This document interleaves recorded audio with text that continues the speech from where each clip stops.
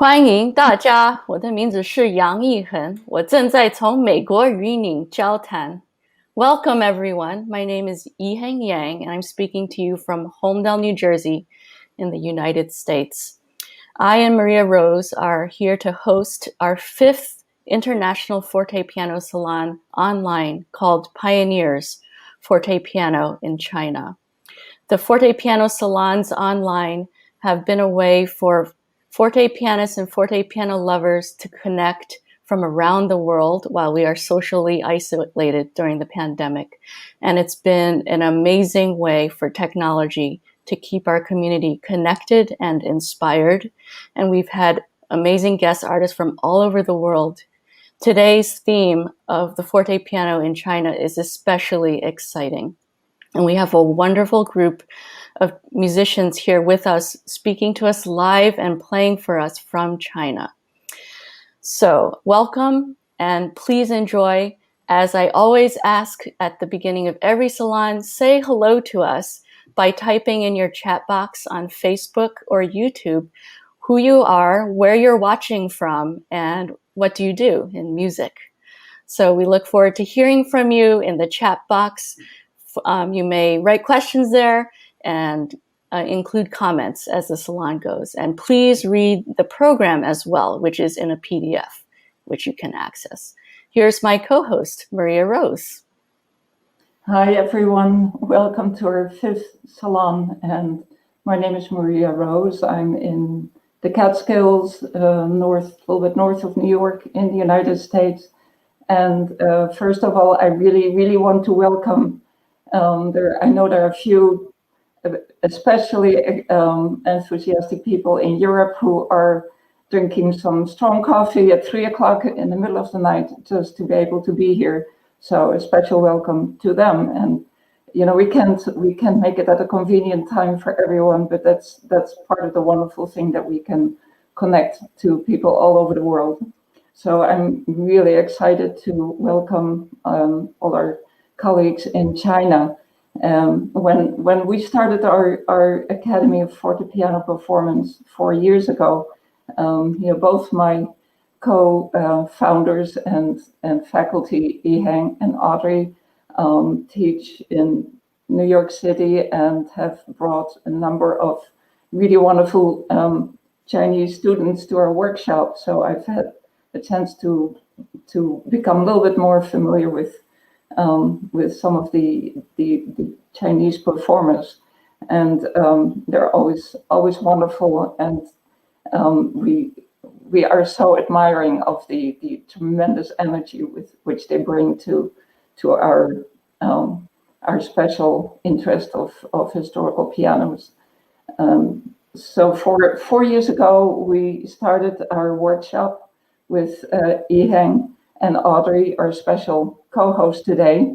And then 3 years ago, Audrey announced that she was taking this position in China. We were all very sad because we thought she would not be able to continue the workshop. But as it turns out, we worked it out. She came back in time and will also be back in time for our next workshop, which is going to be in August 16th to 21st.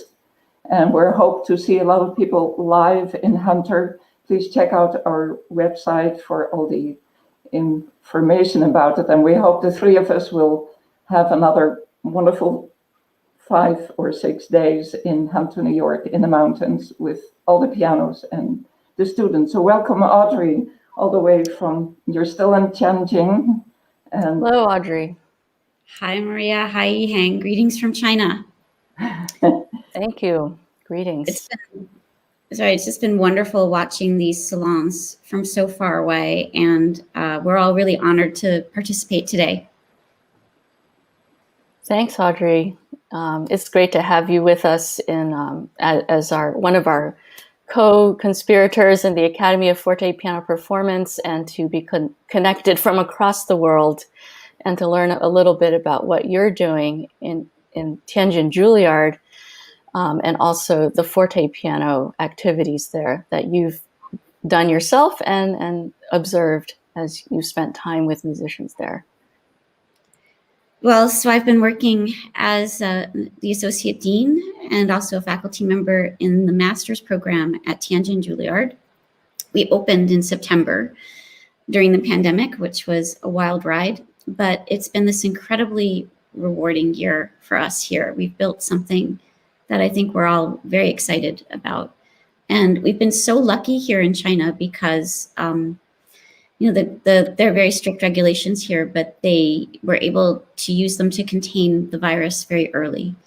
And consequently, since we opened in September, we've been teaching live in person for lessons and classes, and we've been performing to live audiences since, I think, October.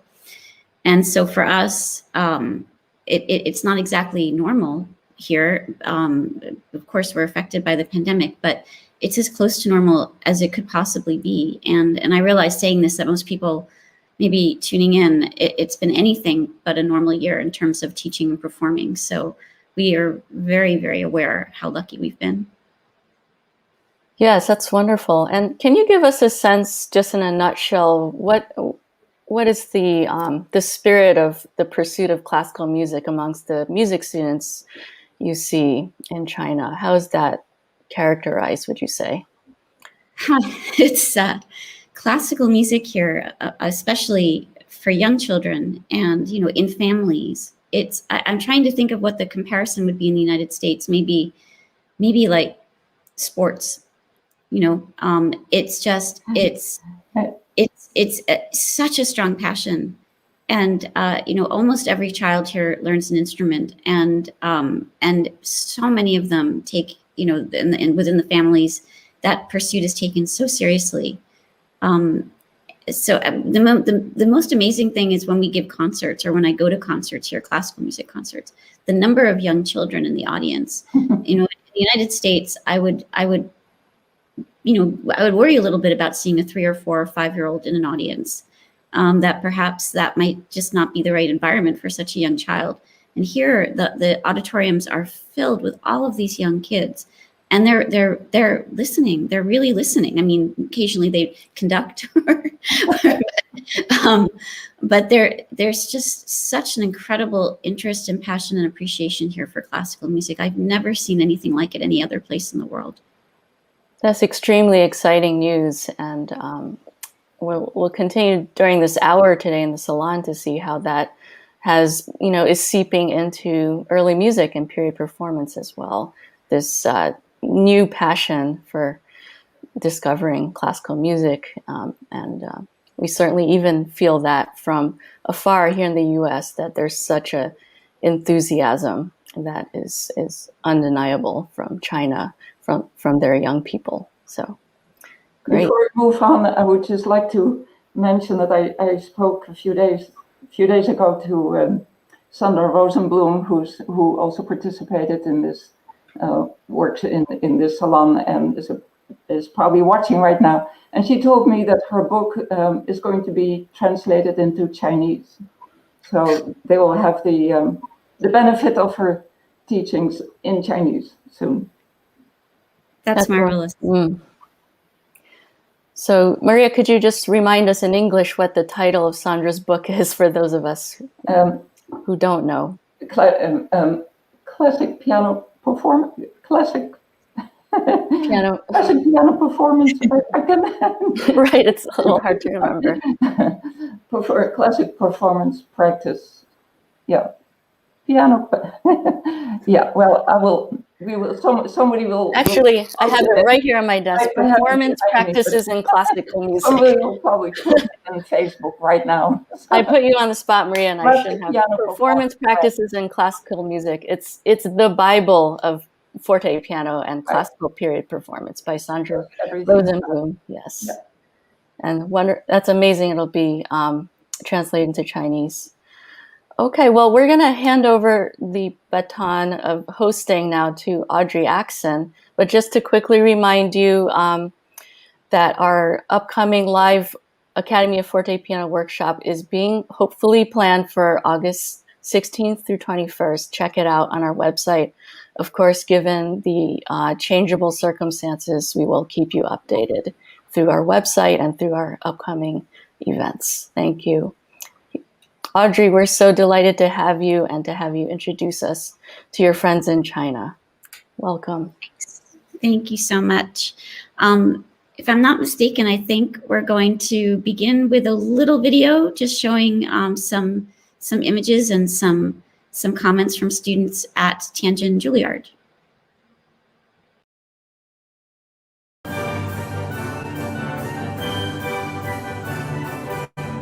There was so much enthusiasm throughout the entire orchestra. I don't know, you just could hear how excited everyone was to play together. I have a lot of different opportunities to play in ensembles and collaborate with musicians from around the world.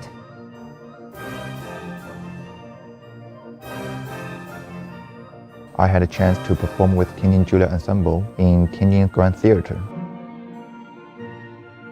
Traveling into another country to study is just a great opportunity for every musician, and it helps you to grow, not only as a musician, but as a person too.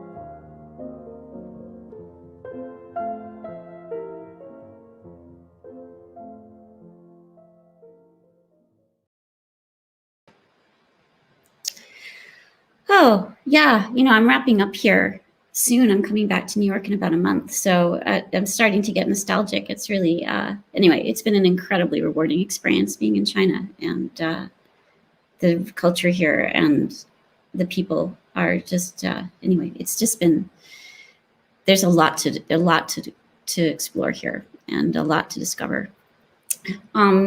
So in a moment, we're going to be playing a video of that I recorded last week in a practice room at Tianjin Conservatory of Music, which is our partner school here in Tianjin. And I just want to tell you briefly, because it was sort of an amazing story, that I didn't bring a fortepiano with me to China for many reasons.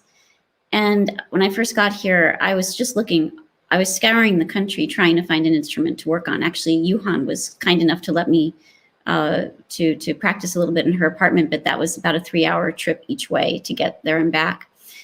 And then one day, about 4 months after arriving, I wandered into a room at the partner school, Tianjin Conservatory, and saw this, what looked like a harpsichord or a fortepiano in the corner, covered by this red cover that I recognized because Paul McNulty uses those covers, and I own a McNulty instrument. And I ran over and whipped off the cover, and was so excited to see that it was a Paul McNulty Walter instrument, a 5.5 octave. And you know, I tried to push down a key, and not a single key would go down. They were all completely stuck.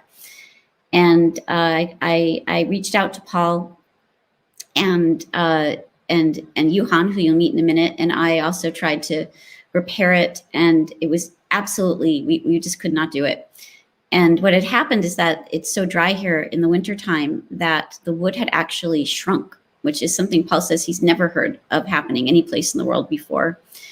And so it was so shrunk, the wood, the whole instrument had compressed, and so the action couldn't move. And in the end, I had to actually fly Paul to Tianjin. He was kind enough to get a visa and get on a plane and come here. And he didn't actually sleep in the room with the piano working, but he basically worked for 2 days straight, and he was shaving wood off of every wooden surface in the piano, absolutely every moving part and the frame. And the floor was just piled high with wood shavings, as he just basically made the piano skinnier, and so that the action could start moving again. And amazingly, it's 2 years later, and it's still working just fine. So anyway, this is my video of Mozart's Rondo in F major K494.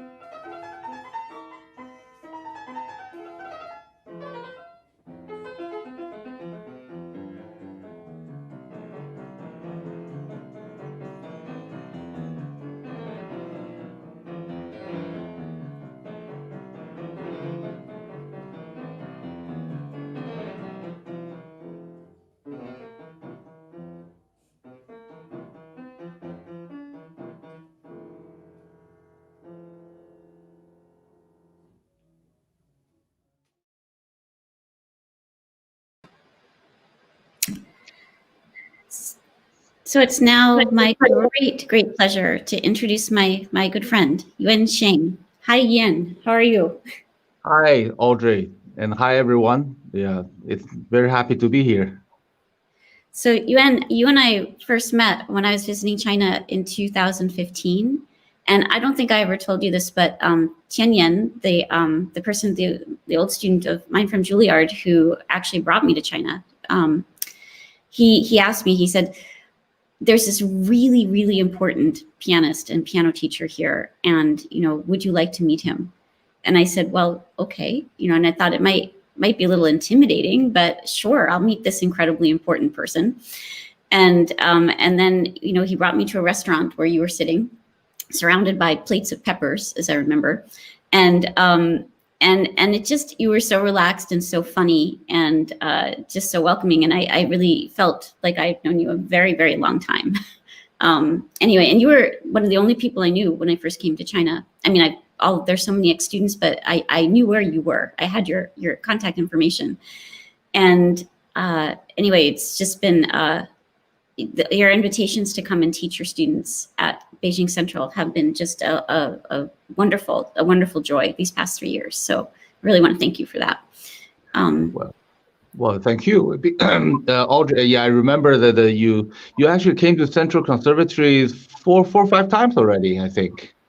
Yeah, it's been I think twice or three times a year for 3 years. So it's even more than that. Yeah. Right. Yeah. Every time is an eye-opening experience for all of us, and some students actually started to even try, do some ornaments, embellishments in Mozart, and a few of them actually even tried in the had the audacity to add this in the exams. So, but. Actually, I think just my student Jing, whom we'll hear her later. She actually played the Mozart. Which piece I forget actually. Oh yeah, the 282 sonata, the first movement. She added a lot of I think beautiful ornaments, and some teacher. They actually enjoyed it, but a few of them told me that they thought it's a little too much, but they did not reject the idea of adding ornaments. I think that's a very good start. That's a fantastic start, and I'm really glad Jing didn't get into trouble. But that's really exciting. Actually, I'm happy to hear that.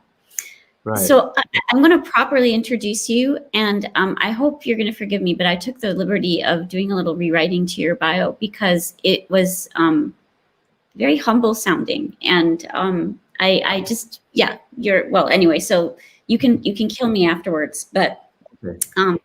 It says what I rewrote was Yuan Sheng is really one of the most renowned pianists today in China.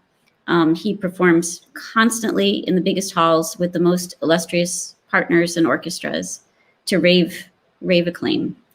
He also teaches piano at Beijing Central Conservatory, and I believe also the middle school. You can correct me if I'm wrong. But you're also a prolific recording artist. I can't even count how many recordings are out there with your name on them. But and for most people, I think that would be a lot, just doing what I just described. But you also, at some point, discovered early keyboards, harpsichord, fortepiano, and if I'm not mistaken, also clavichord, and have embarked on an equally illustrious career recording and performing on these instruments. And I was thinking about it a lot yesterday that we decided to call this program Pioneers because fortepiano is in its infancy here. And really, I asked you actually last night at WeChat, you are the pioneer, are you not? I think you really almost single-handedly have brought fortepiano to China. And so I'd just love if you wouldn't mind just sharing a little bit about how that happened and what your experience has been being the first fortepianist in China. Okay. Well, thank you for the very kind introduction. for me to really pay attention to early music, especially keyboard early music, I think is while I was studying Bach with Rosalind Turek. That's in the late 90s and the turn of the century. And of course, she played harpsichord. So I paid a special attention to her recordings of Bach on harpsichord. That's actually the first time I seriously listened to any music on early keyboard. I never studied harpsichord with her, and I actually started seriously playing harpsichord on that's about eight or 9 years ago. But so that's my first seed in my mind with early keyboard. And also about the same time, some of my musician friends, especially Sharon Chang and Dmitry Rachmanov, some of you may know the name, in this group. They told me that they have been to the Fredericks collection of historical pianos in Ashburnham, Massachusetts, which is like an hour and a half drive from Boston. So they encouraged me to go. They said that it's a life-changing experience. Once you go there, it will change your way of thinking and playing music, and that attracted me as much as gave me some fear, and I was worried that what's a life-changing experience, because I may lose what I have. But one day I took the courage to go to the Fredericks, and I think the first instrument I tried was a really early 1800, like a Brotman. I think it's a Brotman of 1805. I couldn't even play it. I thought it's a total different instrument, a different monster that I could not handle. But Michael Frederick was kind enough to show me a 1841 Erard, and I played some Chopin on it, and I actually felt somewhat comfortable. And I gave a recital of Chopin on it. And from then on, I have been to the Fredericks collection almost every year to practice, to perform. And I have to say that the Fredericks were very kind and knowledgeable people. And Michael was an excellent teacher that he actually let me play the later keyboard instruments first, like 1840s instrument Erard, and then go to Pleyel, and then go early and early. So I get used to the feel and the concept of sound. So that's how I got started. Yeah. Amazing. And what has the reception been here, especially in the beginning when you first started performing on these instruments? You mean in China? Mm-hmm. I remember my first experience, let's see. First time I played a early instrument was on a 1836 Pleyel, which I got from France 5 years ago. I played 2 Chopin recitals on it, on the big hall though. The hall is about 1,200 people. And it was filled with people, and they were astonished. I think at the beginning, they were shocked that the sound is so small. But of course, in China, almost all concerts I play with, on fortepiano, I would do some explanation, some lecturing, so make the audience understand that the natural sound in 19th century or 18th century, and that's the way it is. And then the concert hall were not so big. It's not that the sound is too small on the instrument. It's the concert hall is too big that it doesn't fit the instrument. So they buy the idea, and they actually sit very quietly, even more quiet than playing on a modern Steinway.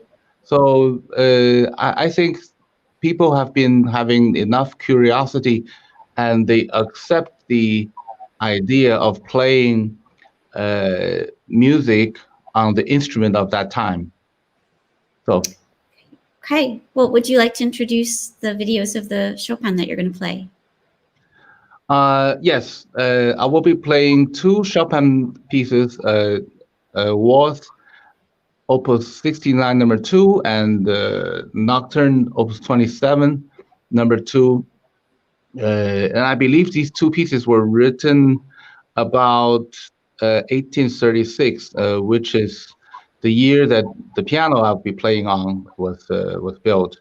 And the piano is a Pleyel, of course, is 2'12". I find it's very rare to find a playable Pleyel from the 1830s. So it's very lucky to have them. And so here we go. It's in my studio.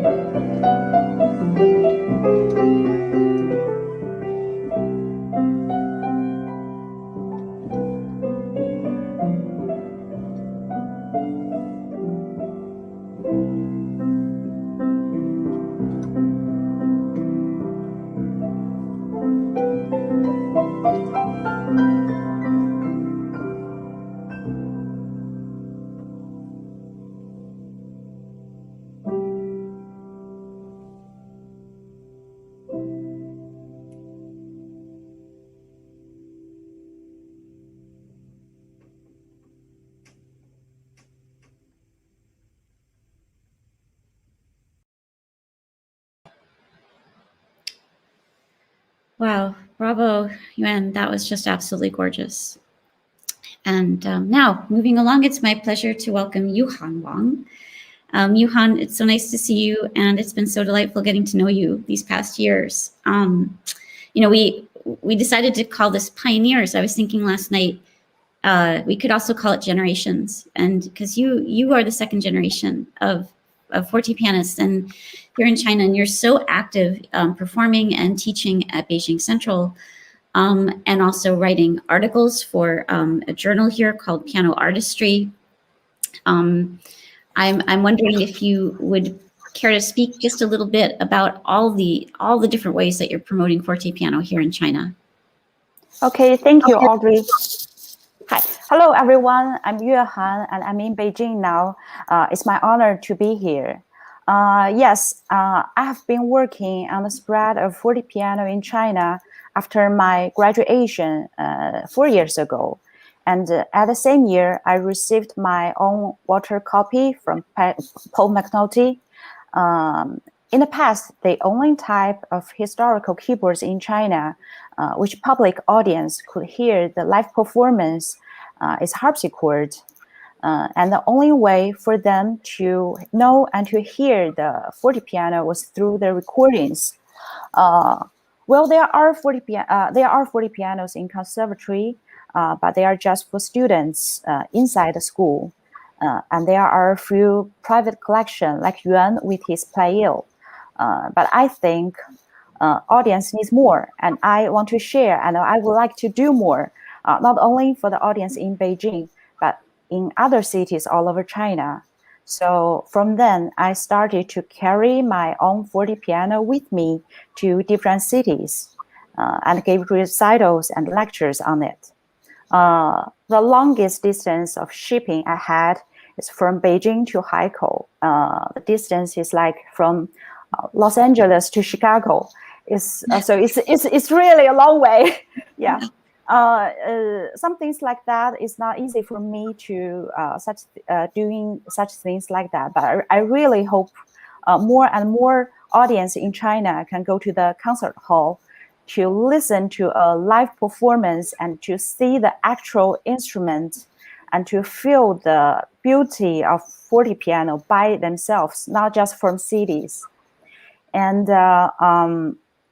in the academic area, besides teaching undergrads the fortepiano as an elective course, I'm also writing series of articles on different topics of performance practice for a Chinese professional piano magazine. That magazine is for piano teacher and piano students. And of course, they are modern players. But through this, I wish I can do my best to build a bridge between the modern piano people here and to our early keyboard group to let them know what we are doing, what we are studying, how we are playing, and why we do it. And recently, I've received positive feedbacks from my friends and people I even don't know. So I believe if I can insist, there will be more and more people have interest in fortepiano in China. That's amazing. Yeah. Doing incredible work. Would you care to introduce the Mozart sonata that you will be hearing from you? Yeah, sure. In the video, I will be playing the first two movements of E-flat major sonata by Mozart. It's on my own water copy. Yeah, I recorded last weekend. Yeah, hope you will enjoy. Thank you.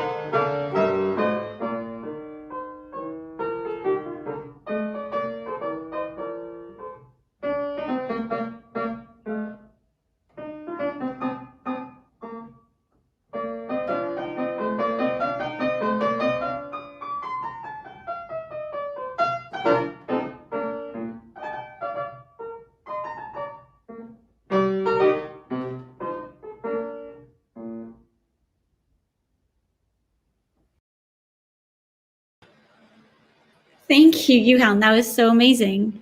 So many ornaments and so much character and humor. Loved it. Thank you.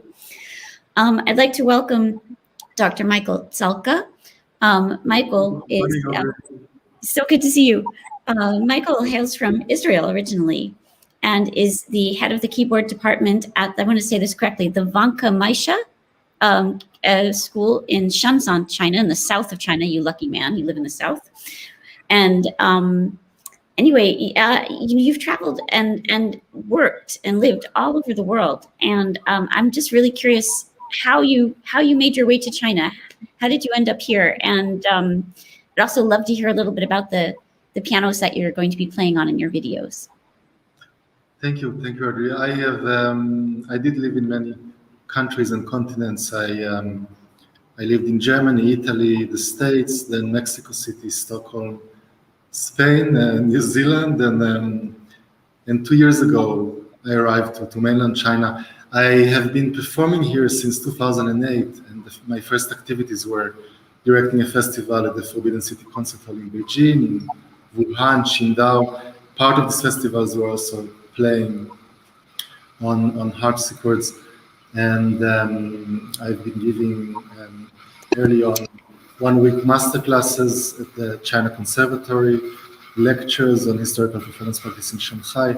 I always found from the beginning, from my first visit, that there is such intensity and curiosity within Chinese musicians, students, young performers, and a wish to learn. And since I love what we do very much, and there is still a lot to be done, of course, in China with early music, when the opportunity arose to come here 2 years ago, I jumped in. Wonderful. And so you're going to be playing for us. Oh, yes, sorry. Yes. Yes. So there are 2 videos. The first one is a recording from the Metropolitan Museum in New York, a Schubert impromptu, probably the most beloved and beautiful one.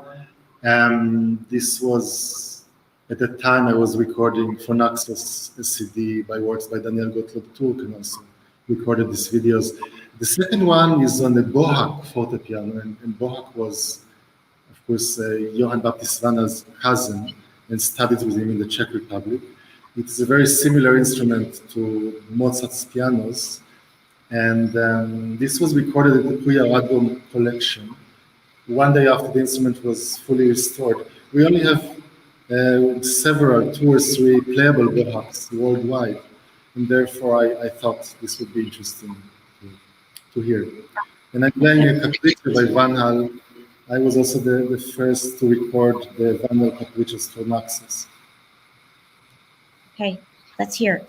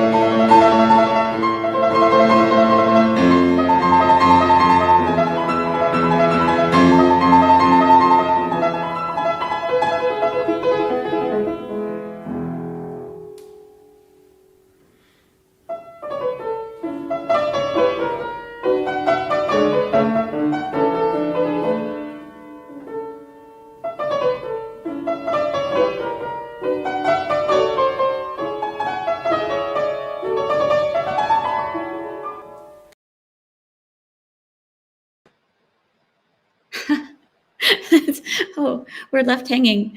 That was wonderful. Thank you so much, Michael. And I just wanted to mention that piano, the Bohack piano, which is really, really interesting, that it is it's part of the collection by a good friend of yours named Puya Radbon collection in Germany. So now we're going to meet Zijun Wang. Hi, Zijun, how are you? Oh, we don't hear you. I think you're on mute. Oh, I'm sorry. It's okay.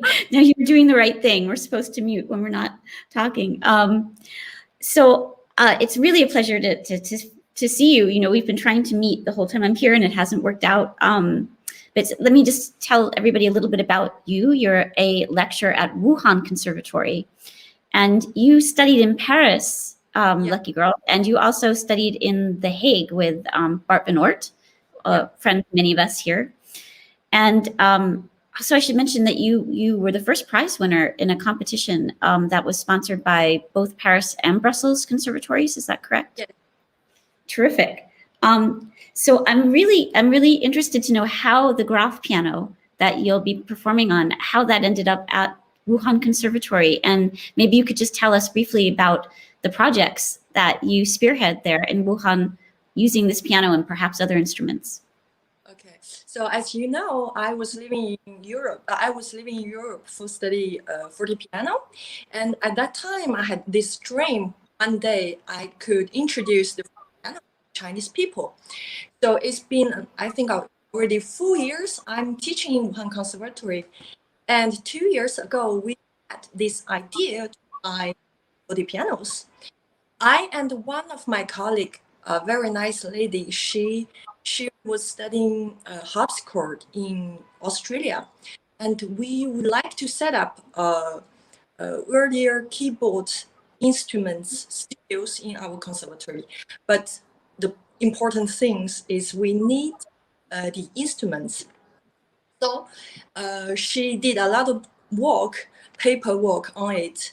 She did a proposal to the conservatory and talked this project to the conservatory people to ask more support for it. And I went several times to Europe to visit McNulty and to visit my teacher. And finally, we got a Graf from McNulty and Walter also. Yeah, we are very lucky. That's wonderful. So you're going to play for us Schubert movement. Maybe you could just tell us what it is. Yes, the Schubert sonata is C minor, D9, 58.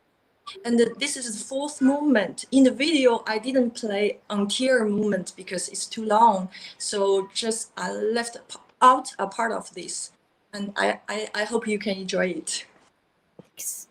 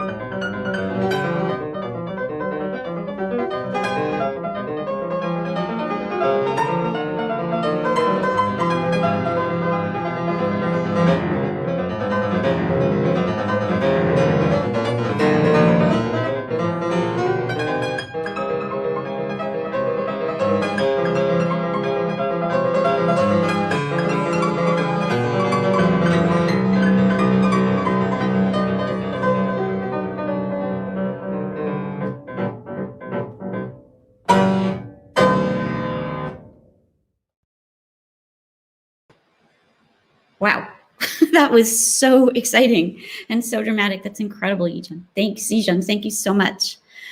So now I'd like to welcome Jing, Tang. Welcome. So hi, Professor Axinn. Thank you. Hi, it's great to see you. So I mentioned earlier that we could kind of think of this program as tracing the generations of fortepianists here in China. You're third generation. You're currently studying with Yuan Sheng at Beijing Conservatory, right? And you're studying piano, harpsichord, and fortepiano. Fortepiano, He told us a little story about how you like to play Baroque and classical music, and with him that's just fine, totally fine to focus on those eras. And you're also a prize winner from the Mozart competition in Zihua. Am I getting that right? Zhuhai. Yeah. When 15.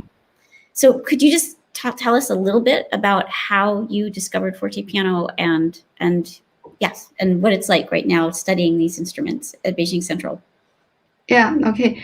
So I first became interested in playing the fortepiano while I was listening to a lecture taught by Professor Sheng and Yuehan in Central Conservatory of Music.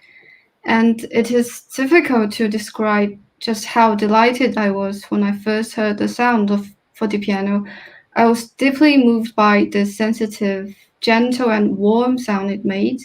And I remember Yuehan played the Fantasia in D minor by Mozart. And something special that struck me was the way in which she used the pedal in the opening paragraph. It created a hazy yet sober atmosphere that brings to mind the older time of us great composers, which were, I think, infused with such elegance. So after entering the music conservatory, I began to study fortepiano, piano harpsichord with Professor Sheng, and also attended a seminar hosted by Yuehan. And I think I have already developed new ways of thinking and have a fresh perspective when I approach performing the compositions of this particular era of classical music. It's wonderful. You're going to be playing for us Mozart's Fantasy in D minor. That's right? Yeah, right. And the instrument I used was also a Paul McCarthy instrument. It's a replicant of an alto Walter fortepiano, same as the one Yuehan used. Hope you enjoy it.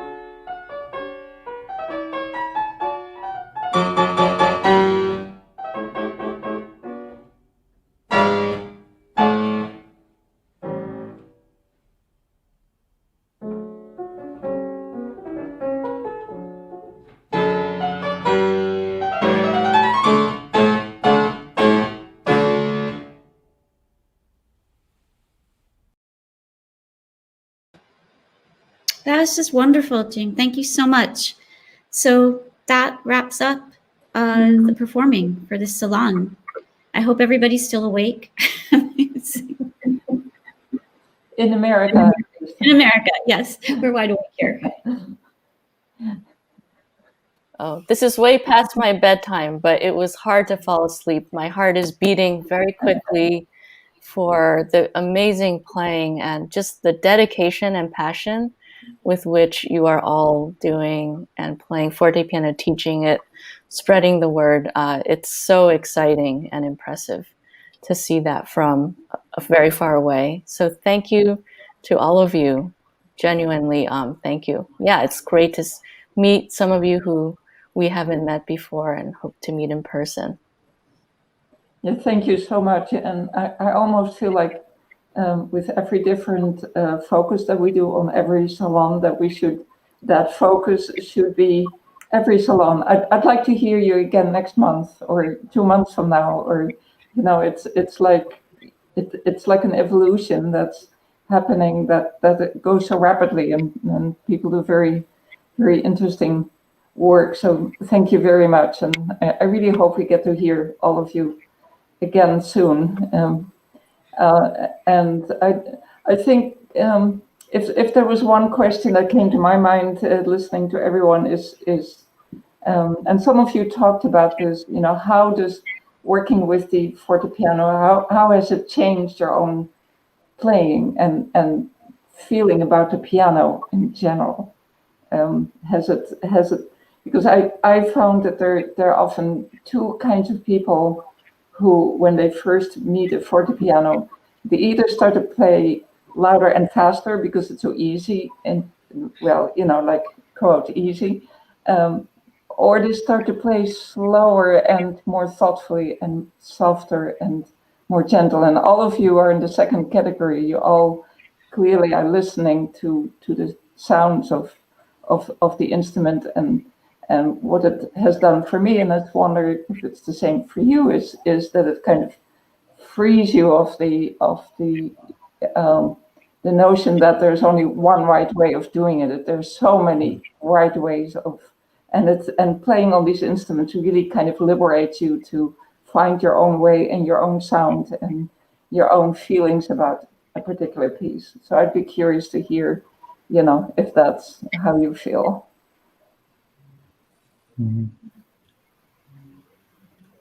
Could anybody?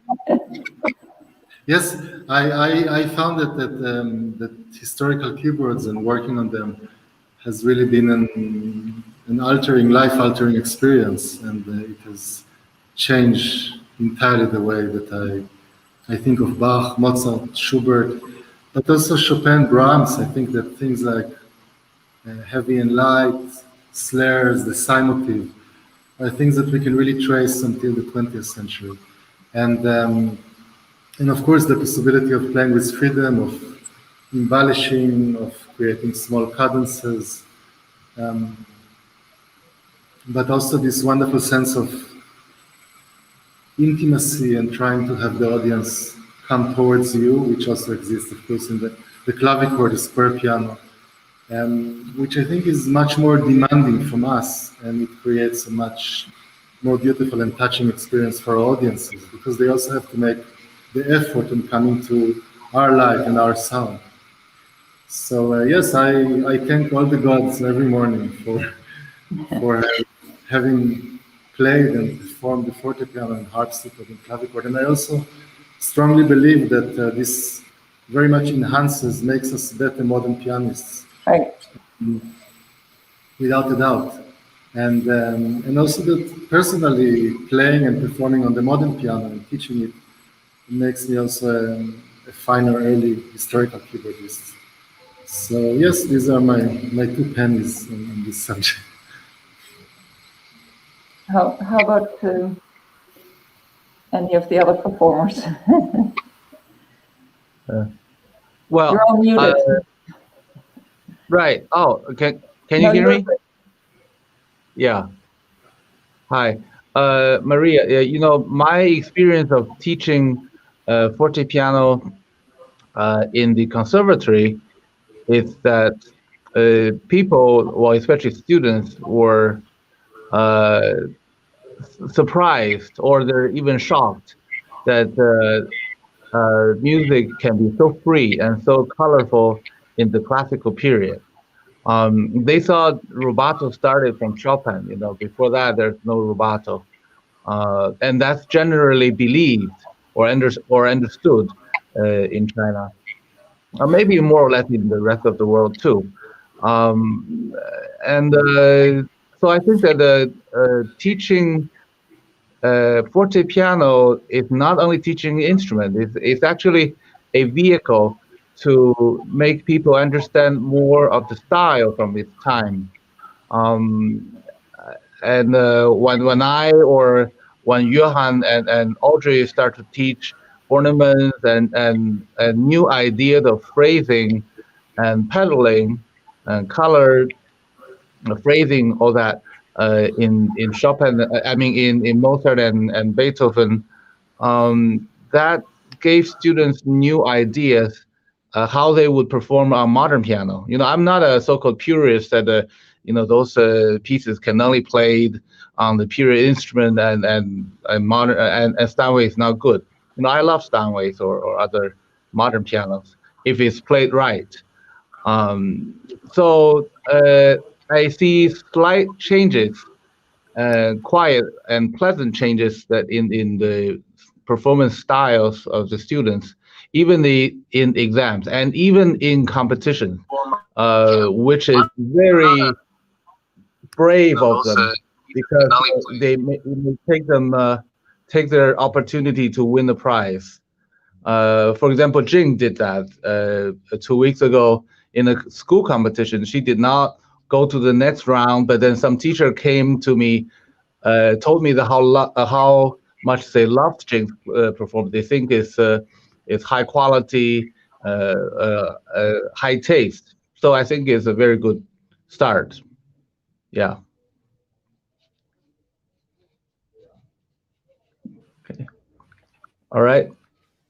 Well, yeah, I think from what I've heard tonight, you guys are not starting anymore. You're playing the fortepiano and being so creative at such a high level that it's inspiring for those of us here who have been doing it for a bit longer in the West, in the US. Does anyone else want to add to this? What is it like for you, how has it changed the way you looked at music to play early pianos, and how do you see this changing? Yuehan, can you? Yeah, I have to put you on spot. Okay. People in China are shy. They're all waiting politely for the rest to speak first. So yeah. Anyway, but since I came from New York, so I don't care. Yuehan, tell us that in your class, in the undergraduate level, and how they react to your teaching. Sure. Because my course is not the mandatory course for the piano department, for the piano major. So students from other departments can register for my course. So they are not only majoring in piano, they are composers and music education, and even musicology students can come to my course, come to my class. So I think more than half of them really have interest in fortepiano and the historical performance practice during the class. And sometimes they would ask my questions after the class. They would say, there are too many things different from where they've already learned before. And can they add the ornaments, or can they do the time changing, or can they do the agogic and all the stuffs we've learned in my class to apply them to the modern piano playing?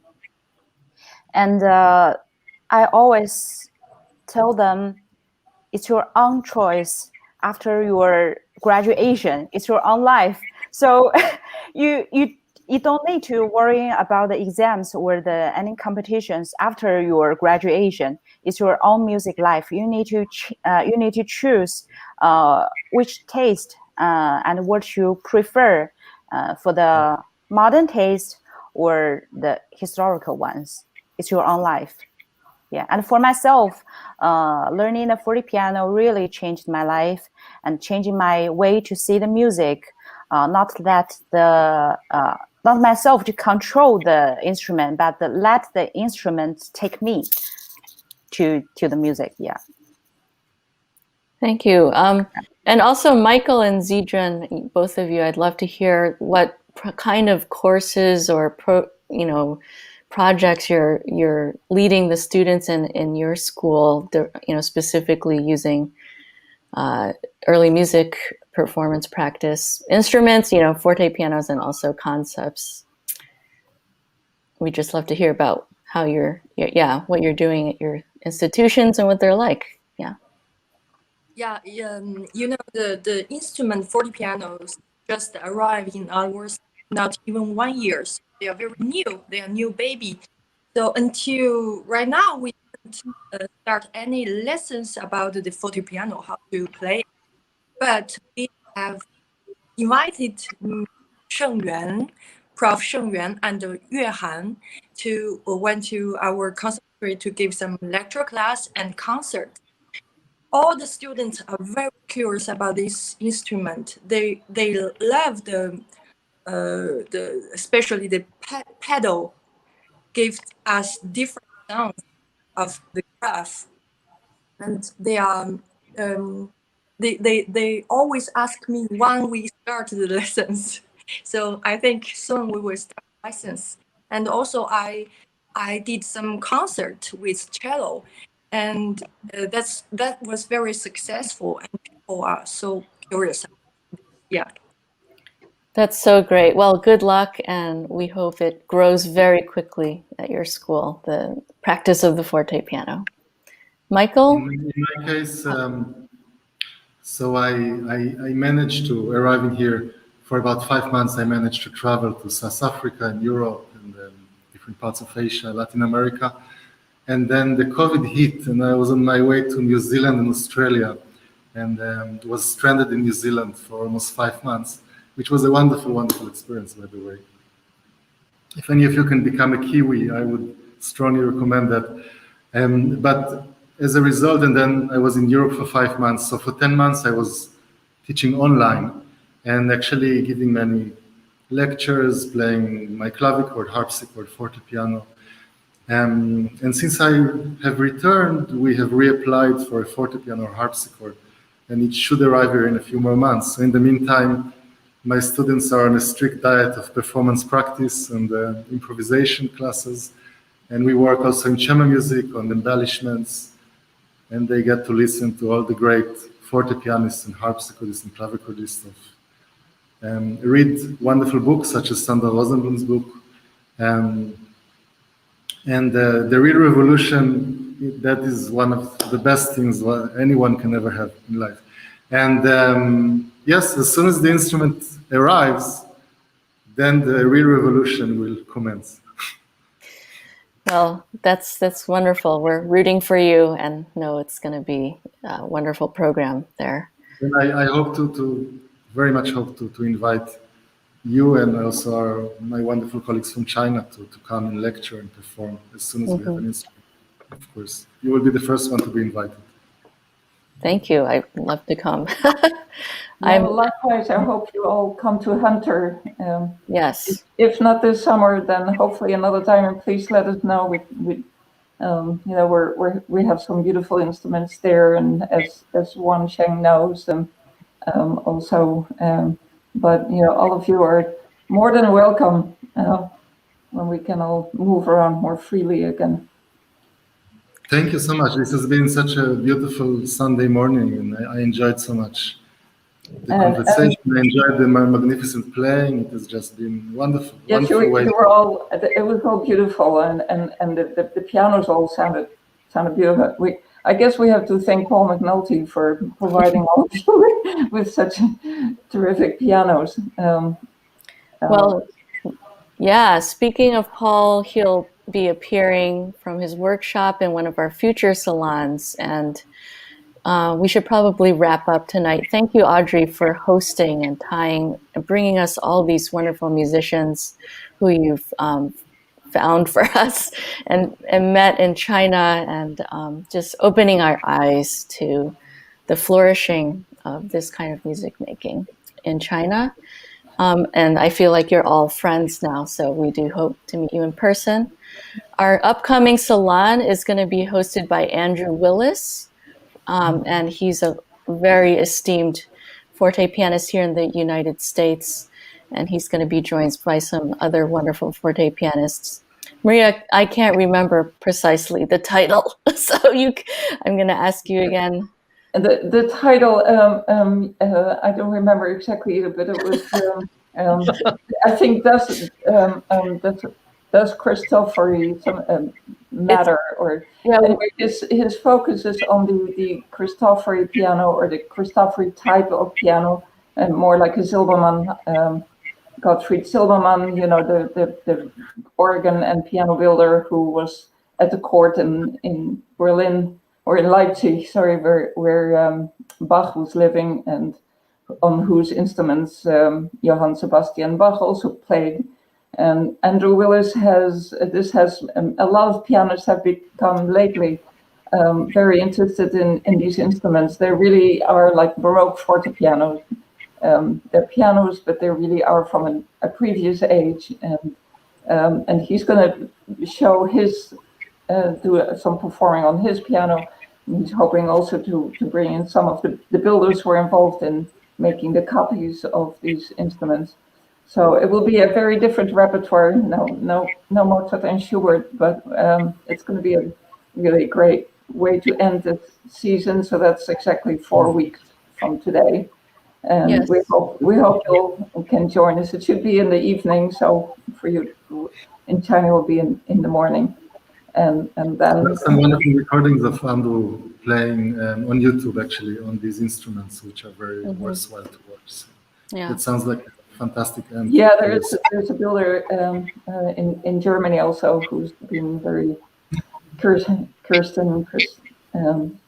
Schwartz. Yes, of course. Okay. By the way, I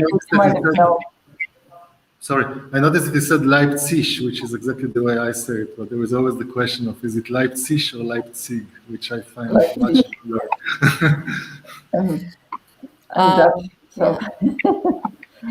Right.